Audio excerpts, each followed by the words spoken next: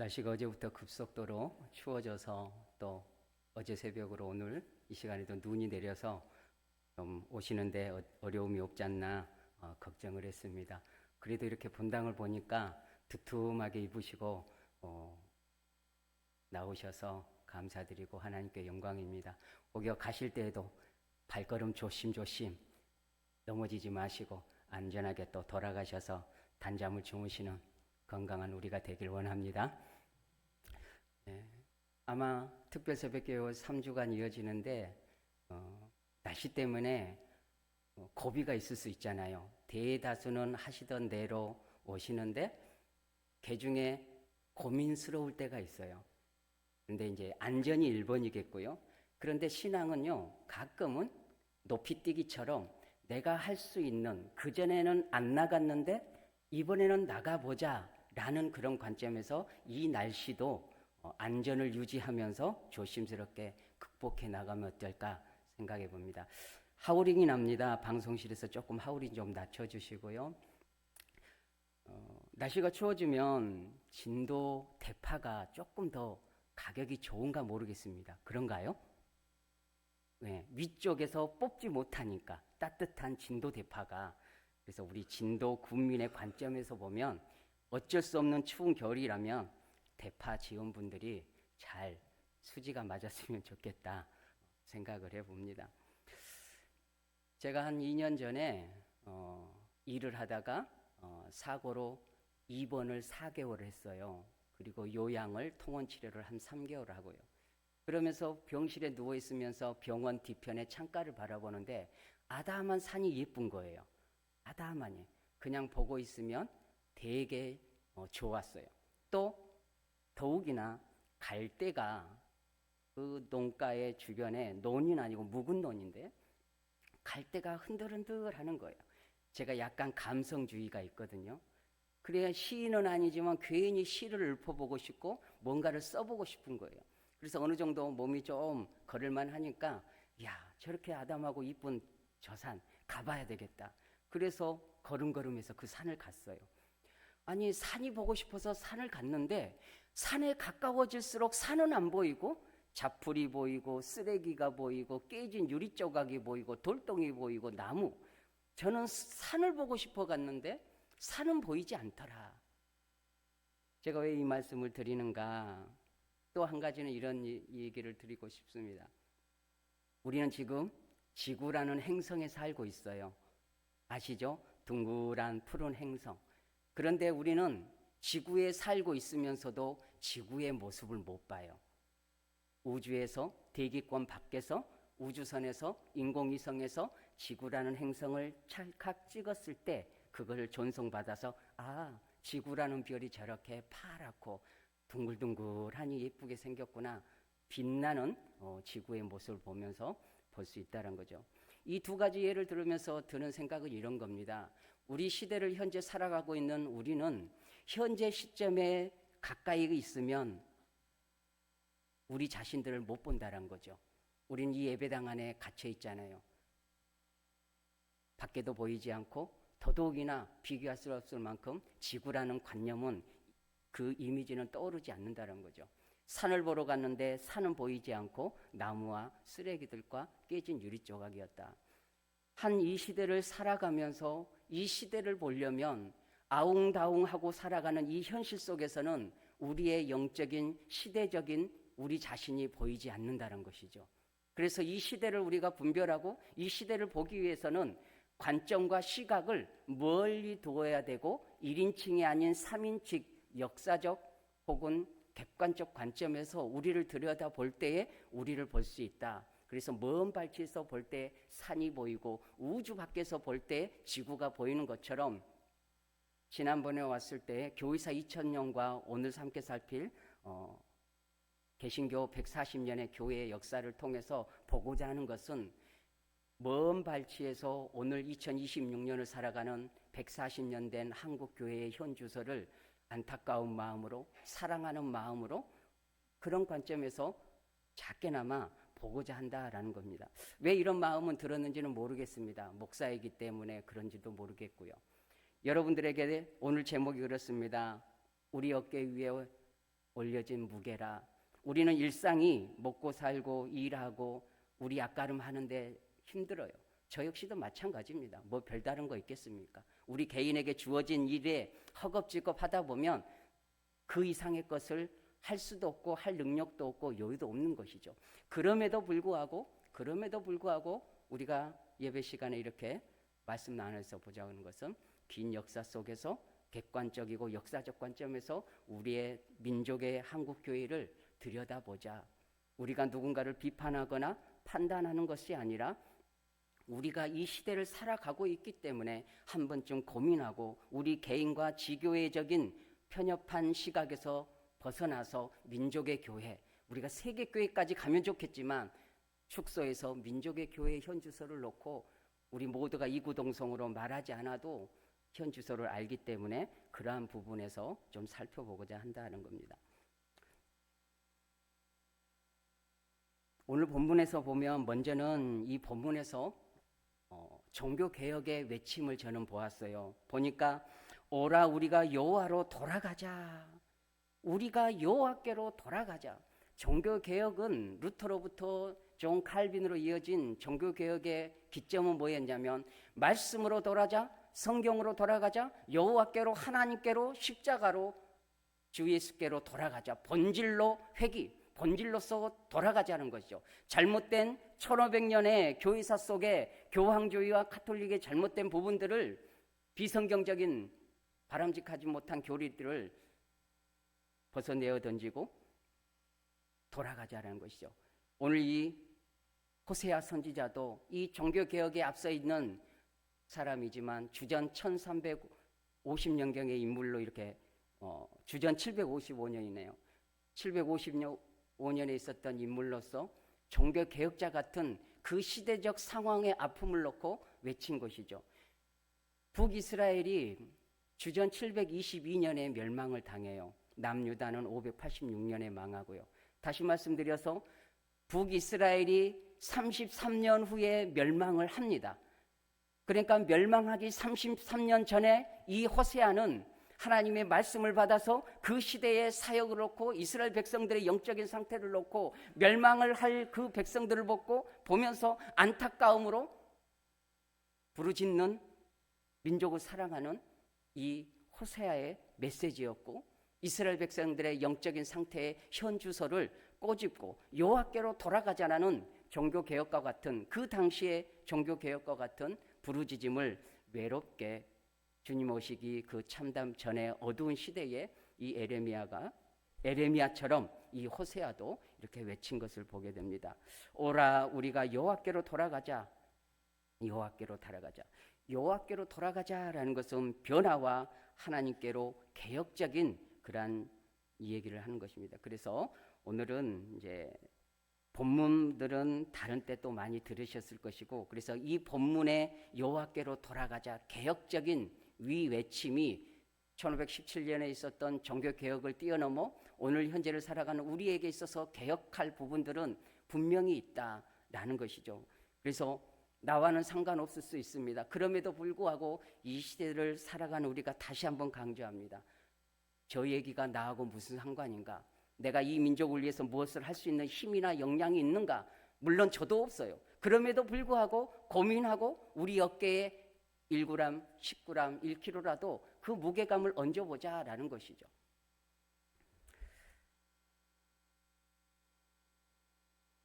지난번에는 2000년 교회사 속에 굵직한 교회사의 큰 굵직한 역사적 교훈을 살펴보았어요. 그 굵직한 사건 속에도 핵심은 그거예요. 여호와께로 돌아가자는 거였죠.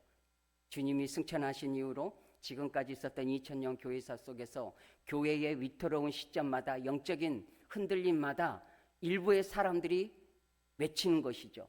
그것이 막부 교부 시대 속에 사막으로 갔던 사람들이고 세속화된 교회를 뛰쳐나갔던 것이고 수도사 운동도 그런 것이고요. 그리고 종교개혁과 청교도 운동과 동일하게 여호와께로 돌아가자는 그 시대적인 영적인 암울함에서 묻히지 않고 누군가는 뛰쳐나와서 외쳤던 그러한 목소리라는 것이죠.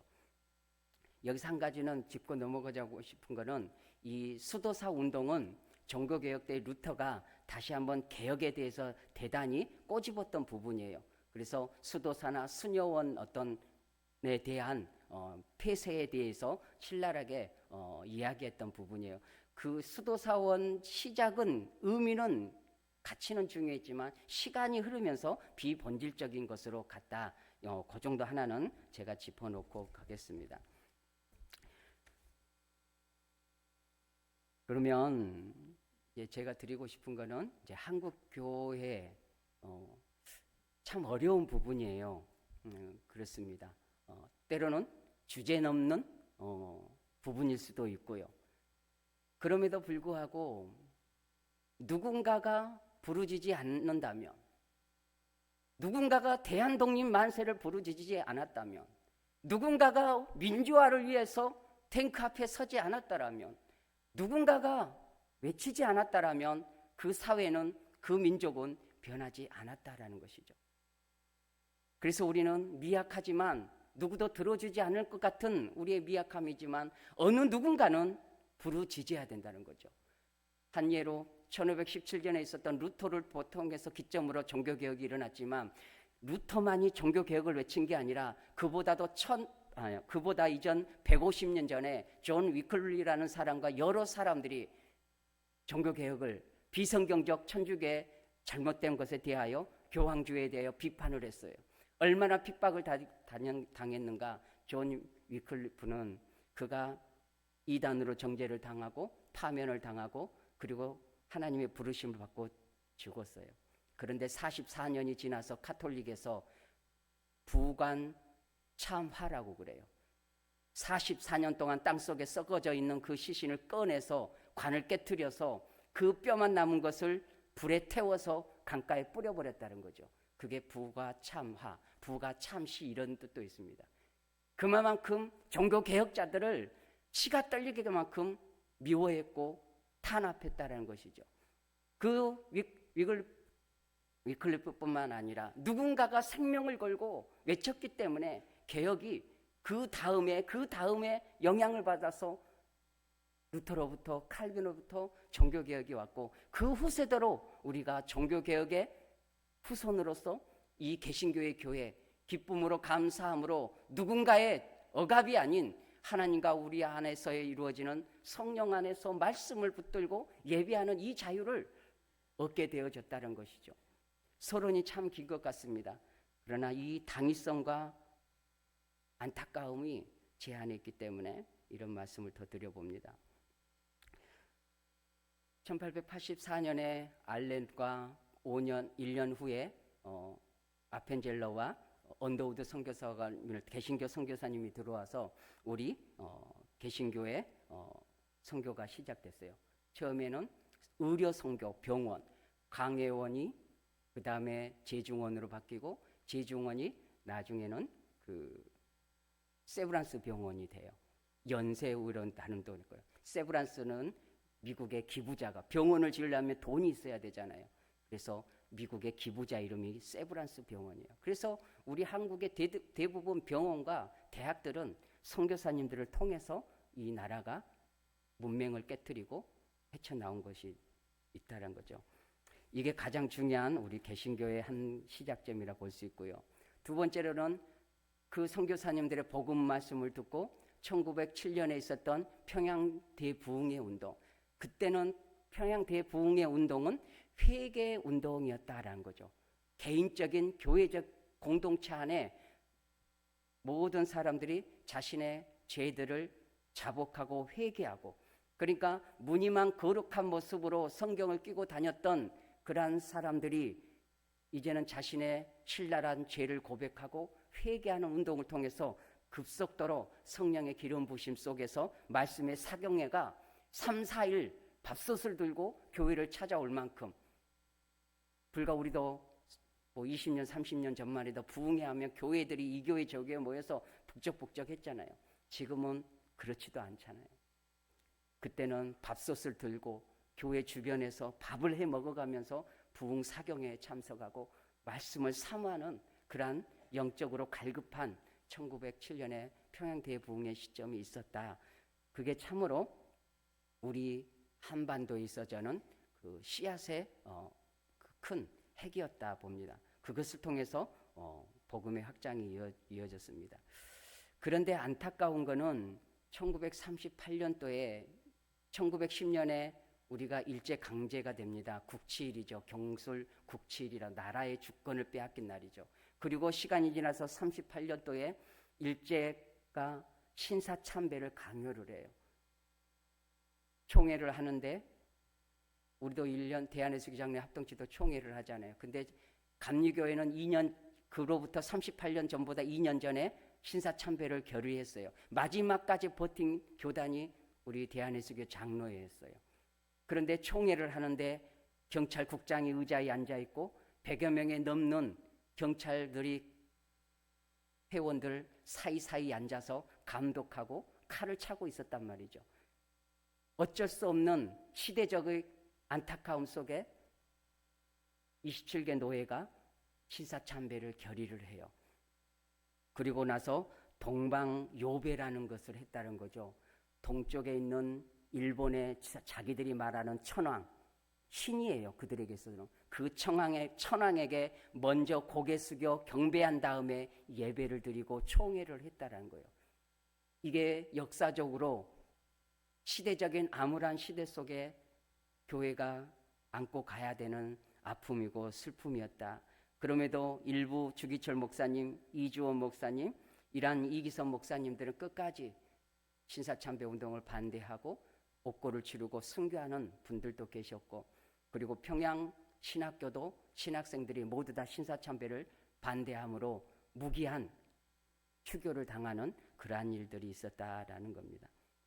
다행스럽게도 32회 총회에서는 그 이후로 이 신사참배에 대해서 회개했다는 거죠. 아마 그때가 광복 그 1년 후에 있어진 총회에서는 그 이전에 있었던 신사참배 결의를 회개하고 1954년 39회 총회에서는 신사참배 결의한 것을 공식적으로 취소한다라는 것을 총회에서 공포했다라는 겁니다. 이러한 역사적인 아픔과 회복의 기회가 있었다. 그리고 좀 시간이 지나서 교회의 분열의 시대다. 여러분 혹여나 오해하실 수도 있는데 우리는 절대로 정치적 얘기를 하지 않습니다. 그러나 지금부터는 어쩔 수 없이 한국 기독교가 의도하지 않게, 우리는 좀 상관이 없어요. 일부가 혹은 기득권을 가지고 있는 교회의 이름을 가지고 있는 교세와 정치적 기득권과 결탁을 해서 권력에 아부하는 하수인의 역사가 있었다라는 것을 우리는 알고 있어야 되고, 이 시대를 살아가면서 하나님 앞에 회개하는 우리 역사적 무게감을 좀 더 가지면 어떨까 그런다는 거죠. 우리 민족에게서는 크게 두 가지 사건이 있어요. 일제강점기. 그러니까 너나 할 거 없이 이 광복에 대한 민족의 주권을 되찾는 데에 대한 어느 누구도 이의제기를 하지 않은 거죠. 그래서 믿는 사람이나 믿지 않는 사람이나 모두가 독립투사의 길을 가는 것이 바람직했어요. 일부는 그러지 않았지만 대다수 민족을 사랑한 사람들은 독립운동을 하고 독립군들을 돕는 일에 힘썼다는 거죠. 또 한 가지는 해방 이후에 이승만 대통령, 박정희 대통령, 전두환 대통령 쭉쭉쭉 이어지는 군사정권, 안타깝게도 우리 한국교회가 이러한 역사가 있어요. 6.25 전쟁 이후에 교세가 성도수가 북한에 더 많았어요. 한 40만 명이 그때 당시 그랬다는 거죠. 그래서 황해도와 한경 남도북도 이쪽에서 많은 피난민들이, 특히 우리 믿는 기독교인들이 핍박을 피해서 넘어온 거죠. 그 과정에서 교회가 불타고 부모 자식을 잃고 공산당에게 무참하게 핍박과 살해를 당하는 일들이, 농토를 전밭을 빼앗기는 모든 것을 잃어버린 채로 이 남쪽으로 그래서 진도 어디 지역에는 피난민 마을이 있어요. 진도까지도 북한 사람들이 북한에서 피난민이 왔다는 거죠. 그때 믿고 있었던 믿음의 사람들이 내려왔기 때문에 한국의 정치와 교회의 이데올로기가 맞아떨어진 거예요. 어떤 의미냐? 북한에서 핍박받았고 부모를 잃고 자식을 잃고 교회가 불타고 폐쇄를 당하는 이러한 뼈아픈 역사를 두 눈으로 시퍼렇게 보고 왔던 그러한 상처 입은 사람들이기 때문에 반공에 대해서는 누구보다도 앞장섰고 적 그리스도를 대하는 만큼 앞장섰다는 거죠. 당시에 이승만 대통령, 박정희 대통령, 전두환 모든 정권들이 반공이라는 이름만 들면, 빨갱이라는 이름만 들면 무고한 사람을, 무고한 대학생을, 무고한 시민을 재판에 걸어서 다음날 사형을 처형해도 누구 하나 말하지 못했던 암울한 시대를 간첩 조작 사건을 통해서도 반공이다, 빨갱이다고 하면 아무도 두말하지 못했다는 거죠. 여기에서 우리 일부이지만 교회가 이 정권과 함께 반공을 외쳤고 그랬다는 거죠.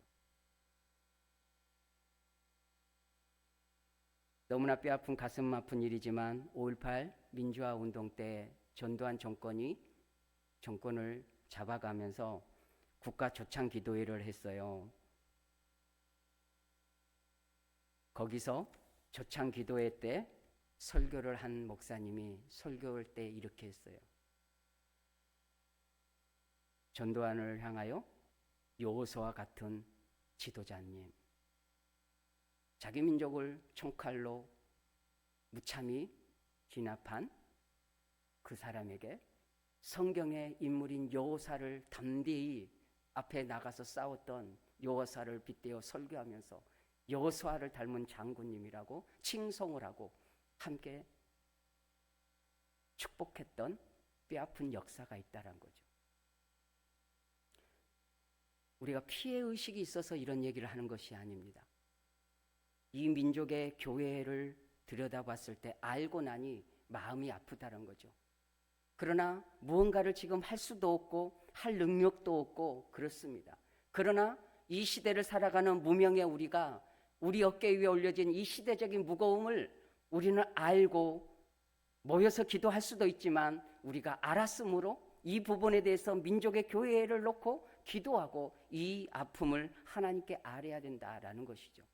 지금 어찌 보면 교회가 기득권화되어 있습니다. 우리가 아닌 일부이지만 기득권화되어져서, 기득권이 되어졌다는 것은 가지고 있는 것을 내려놓지 않는 자세다 되는 거예요. 알면서도 내려오지 못합니다. 저 역시도 제가 기득권을 자로서 누리고 있는 것이 있다면 저 역시도 할 말이 없어요. 그걸 내려놓는 거란 대단히 어려운 것입니다. 한국교회가 정치와 그러한 반공의 협력 속에 함께 왔다는 거죠. 그래서 안타깝게도 선거철이 되면 정치인들이 왜 교회에 와서 인사를 하고 그렇게 할까요? 교회가 어떻게 보면 정치의 선거의 한 표 한 표에 먹잇감이 되는 그러한 역할을 의도하지 않았지만 우리 시대 속에 그렇게 해왔다는 것입니다. 다시 말씀드리지만 비판할 의도도 없고 비판할 주제도 못 됩니다. 그러나 이 시대를 살아가면서 역사 인식을 가지고 제3자적인 입장에서 먼 발치해서 우리 훗날에 10년 후에도 50년 후에도 100년 후에도 이 한국교회가 다시 자생하고 종교개혁자처럼 여호와께로 돌아가자, 하나님께로 돌아가자, 말씀으로 돌아가자, 우리가 성경의 본질적인 신앙으로 회개하고 돌아가자, 오늘 호세아처럼 우리가 여호와께로 돌아가자, 우리가 여호와를 알자, 힘써 여호와를 알자라는 이 외침을 누군가는 해야 된다는 것이죠. 누군가는. 그러나 두려워서 하지 못하고, 기득권이 있기 때문에 하지 못하고, 나와 별반 상관없기 때문에 하지 못하고, 교회는 정치 얘기, 나라 일에 상관하지 말아야 된다라는 잘못된 가르침이 우리 안에 있는 거죠. 사회적 정의에 대해서 우리가 너무나 무시해온 그러한 가르침이 있었어요. 사회 참여를 위해서 사회를 변혁시키는 것이 교회의 목적은 아닙니다만은 사회가 잘못됐을 때, 국가가 잘못 썼을 때 외칠 수 있는 힘있는 사람들이 외쳐주어야 되는데 그 빛의 역할을 한국교회는 하지 않았다는 것이죠.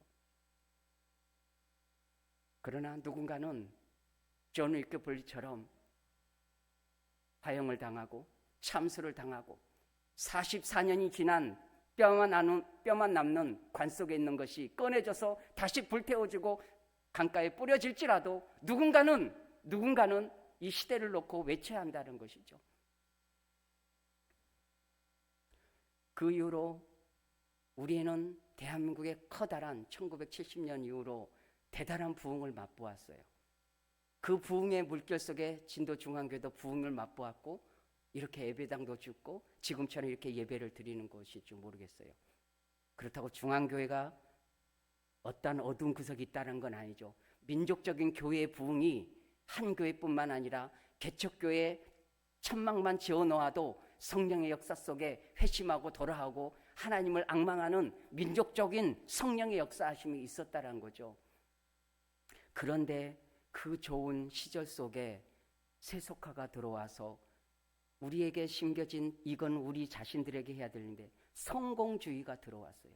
큰 교회면 성공한 목사, 교회가 크고 주차장이 있고 땅을 많이 사놓으면 그 교회는 하나님이 역사하는 교회로 물론 맞습니다. 그러나 그것이 시대가 지나면서 성공주의로 빠져버렸던 숫자 노름에 빠져버렸던 한국교회의 모습이 있어요. 물론 교회는 성장해야 됩니다. 이게 성경의 원리고 하나님의 나라가 확장해야 됩니다. 그 과정 중에 본질을 잃어버린 채 숫자만 하면 교회 몇 명 모여? 헌금 얼마야? 주차장 몇 평 샀어? 이마트와 아울렛이 대형화를 하면서 소비자들을 끌어모으는 것처럼 교회도 소비주의 성도들을 끌어모으는데 좋고 안락하고 시대가 요구하기 때문에 어쩔 수는 없죠. 그러나 본질을 잃어가 버렸다는 겁니다. 우리 스스로가 모르게 본질을 잃어버린 채 편의주의와 소비주의적 성도를 양산해 놓았다. 그게 1970년부터 오늘날 2000년에 이르는 교회 전체적으로 그렇다는 겁니다. 물량주의 또한 기복주의, 가난하고 배고프고 나는 못 배웠지만 내 자식만큼은 대학 보내고 뭔가 사자 이름 붙여서 그래서 하나님 앞에 새벽마다 눈물로 기도하고 자식을 놓고 기도하고 교회를 놓고 기도하고 좋은 거였습니다. 그러나 그러는 과정 중에 우리가 기복주의에 빠진 건 뭐냐? 예수님 때문에 잘 되는 그런 교회로 전락해 버렸다는 거죠. 우리는 하나님의 은혜로 이만한 문명과 부를 누리고 있습니다. 그러나 본질을 잃어버리면 이 부가 우리에게 치명타로 올 수 있다라는 것이죠. 저도 가난이 싫습니다. 한 달에 500만 원도 쓰고 싶습니다. 누가 돈을 싫어하고 풍요를 싫어합니까? 저도 마다하지 않겠습니다. 그러나 그 부가, 그 풍요가 하나님의 존재를 바라보지 못하게 하죠.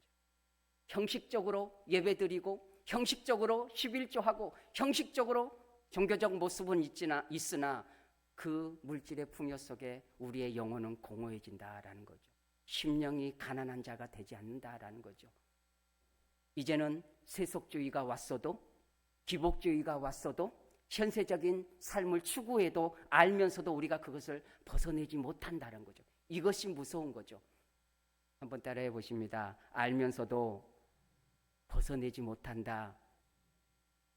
이게 무서운 거죠. 저도 그렇습니다.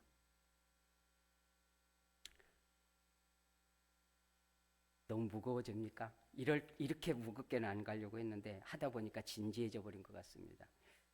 그래서 우리 한국교회의 영적인 상태를 떠나서라도 우리가 잘 아는 대로 벚꽃 피는 순서대로 인구 소멸 지역이에요. 남해안부터 벚꽃이 피어 올라가잖아요. 진도도 인구 소멸 지역에 빨간불이 들어온 거죠. 20년, 30년. 아예 없는 것은 아니지만 급속도로 줄어드는 거죠. 국가 경제뿐만 아니라 교회도 마찬가지죠. 누가 말하지 않아도 우리 현실이 그렇지 않습니까? 이런 문제뿐만 아니라 더불어서 제가 그렇게 학교 다닐 때 초등학교 때 그렇게 얼마나 많이 들었던죠. 아들, 딸 구별 많고 하나만 낳자. 아들, 딸 구별 많고 하나만 낳자라고 딱지가 앉았어요. 근데 불과 이 시대가 얼마 지나지 않아서 저출산으로 국가의 흥망이 갈림길에 서 있었다라는 거죠. 그리고 굳이 말하지 않아도 믿지 않는 사람들이 우리를 향하여, 교회를 향하여 이미지와 신뢰의 하락이 왔다. 뭐 더 말해도 부끄럽습니다. 저도 아무튼 그렇습니다. 그리고 신앙의 야성을 잃어버렸다. 신앙의 야성을 잃어버렸다. 여기도 더 설명을 하진 않겠습니다. 그래서 오늘은 계속 너무 무거워지기 때문에 이 정도에서 정리를 해보겠습니다. 그래서 그러면 어떻게 할까? 한번 다 같이 하나님 앞에 고백해 보겠습니다. 하나님, 지금 이 시대에 내가 십자가로 돌아가겠습니다. 할렐루야. 우리가 가지고 있는 기득권, 우리가 가지고 있는 그 편안함과 안락이 그게 무서운 거예요. 그게 영적인 감각이 무뎌지게 하는 것이고 야성을 잃어버리게 하는 것이고 형식은 있으나 본질을 망각하게 만드는 무서운 암이라는 거예요. 역사가 이렇게 증명해 왔어요. 서유럽이 그런 거죠.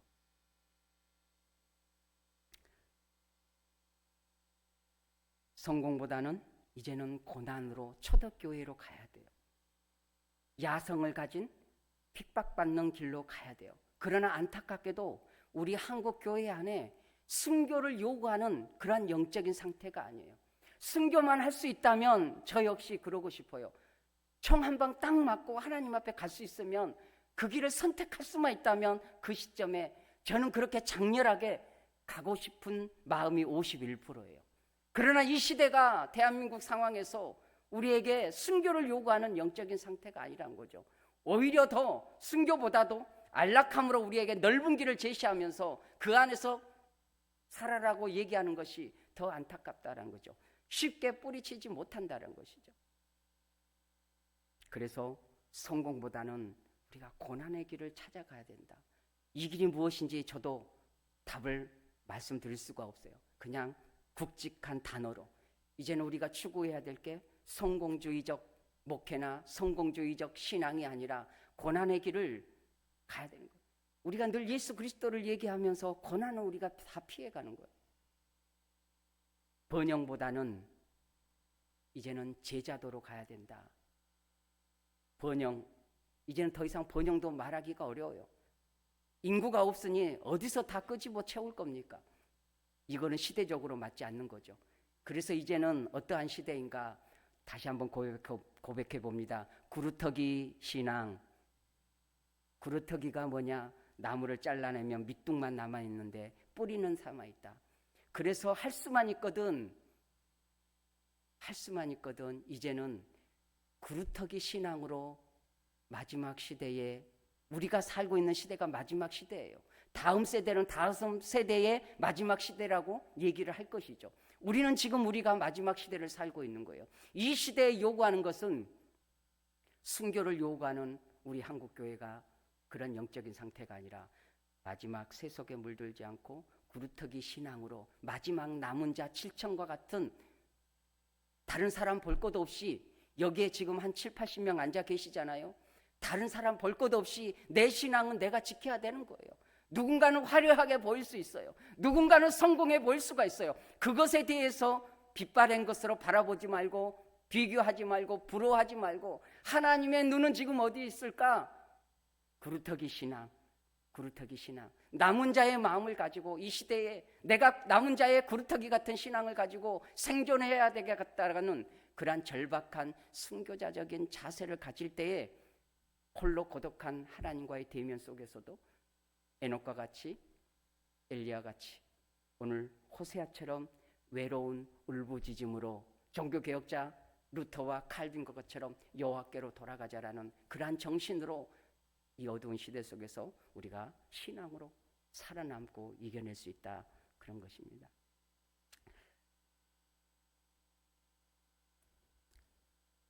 마지막 정리의 말씀으로, 일제강점기 때는 독립을 하다 피 흘려서 그 대가를 땅에 뿌렸어요. 민주화 때는 민주화를 외치며 군홧 아래, 총 아래 피를 민주화를 위해서 이 땅에 이 민족에 흘렸어요. 종교개혁 시대에 천주교의 강압적인 그런 탄압과 30년 전쟁을 통해서 무수히 죽어간 종교개혁자들과 개신교 성도들, 그들은 이 땅에 피를 흘렸어요. 예수 그리스도 그분은, 우리 주님은 믿는 자 한 사람 한 사람 한 영혼을 위해서 십자가에서 피를 쏟으셨어요. 물과 피를 다 쏟으셨죠.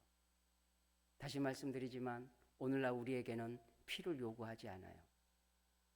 우리 한국교회는 피를 요구하는 영적인 상태가 아니라 남은 자의 구루터기로서 하나님을 고독하게, 외롭지만 고독하게 바라볼 수 있는 꿋꿋한 그 야성을 가진 신앙, 그리고 이 시대를 안타까워하면서 당장 우리가 할 수 있는 힘도 없고 나가서 외칠 수 있는 명분도 없지만 마음에 새기면서 내가 떠나도 이 민족의 교회가 하나님 앞에 쓰여질 수 있기를 바라봐야 되는 거죠.